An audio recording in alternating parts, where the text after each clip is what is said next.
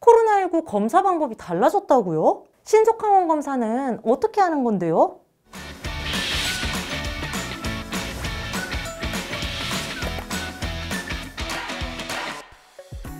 안녕하세요. MC 아리입니다. 보건과 복지에 대한 국민 여러분의 오해와 궁금증을 풀어드리는 보건복지부가 직접 알려드립니다. 오늘은 바뀐 코로나19 검사에 대해 2022년 2월 9일 기준으로 보건복지부가 직접 설명해 드리려고 합니다. 함께 보시죠. 코로나19 검사 방법이 달라졌다고요? 어떻게 바뀌었는데요? 현재 유행 중인 오미크론 변이 바이러스는 델타 변이 바이러스에 비해 전파력이 두세 배 빠르기 때문에 확진자가 대규모로 증가하고 있습니다. 오미크론에 효과적으로 대응하기 위해서는 한정된 방역과 의료자원을 효율적으로 활용해야 하기 때문에 감염 시 위중증 우려가 높은 고령층이나 감염 취약시설의 감염을 신속하게 진단해서 조기 치료에 집중하는 것이 중요한데요. 따라서 지난 2월 3일부터는 새로운 코로나19 검사 체계를 전국에서 실시하고 있습니다.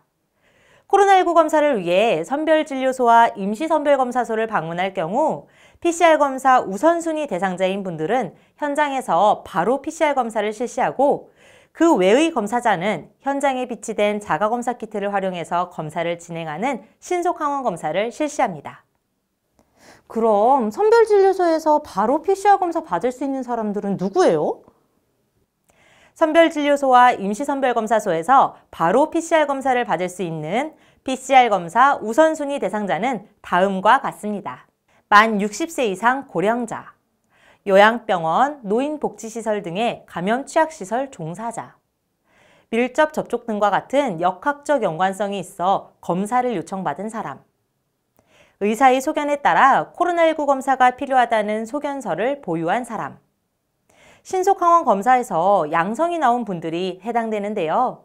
여기에 해당되시는 분들은 PCR 검사 우선순위 대상자임을 증빙할 수 있는 자료를 가지고 선별진료소나 임시선별검사소를 방문하시면 PCR 검사가 가능합니다.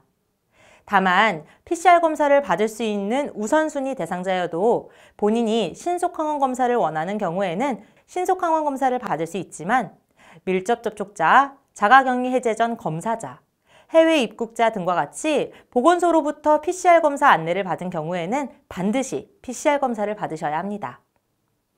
신속항원 검사는 어떻게 하는 건데요? PCR 검사 우선순위 대상자가 아닌 경우에는 선별진료소나 임시선별검사소에 방문하시더라도 신속항원 검사를 해주셔야 하는데요. 신속항원 검사는 별도로 마련된 검사 공간에서 검사관리자의 감독 하에 검사를 받으러 온 사람이 직접 비치된 개인용 신속항원 검사 제품을 활용해서 코로나19 검사를 실시하는 겁니다.